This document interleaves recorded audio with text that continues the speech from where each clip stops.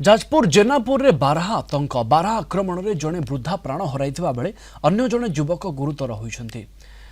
रेखीदेपुर अंचल जड़े वृद्धा हाटरू परिबा किणी फेरुवा बेले बारहा तांकु आक्रमण करथिला। वृद्धा को रक्षा करने को जाई जड़े युवक मध्य बारहा आक्रमण शिकार होते। उभय को गुरुतर अवस्था धर्मशाला मेडिकल पठा जाइथिला। सेठारे डाक्तर वृद्धा को मृत घोषणा करथिले। आहत युवक को प्राथमिक चिकित्सा पर कटक मेडिकल स्थानांतर करा जायछि। बारहा बुलुथबार नहीं वन विभाग को जणाइछन्ति स्थानीय लोके। बारहा आक्रमण नहीं स्थानीय लोकंक मध्यरे भयर वातावरण खेली जायछि।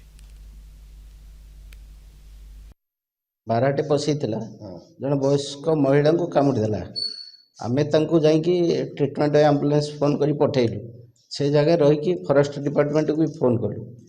करिया भितर जो पुलिस वैन टा जाए पहुँची मुझे पुलिस वैन पछपट ठिया हठात बारहाटा माड़ी आसला मत आक्रमण कला। मो बो जाइला पनीपरिया रेखीदेपुर छकु पनीपरिया जाइला ये तल आड़े 4-5 जन खंडिया करदेकि पलैची तड़ी पूरा सी सेपटे बाहरिकी आसला छकु बारह छकु आसला बेलू ये हाबुड़े पड़गला पूरा हूँ घाइला कर दी हाथ सब घाइला करदेला।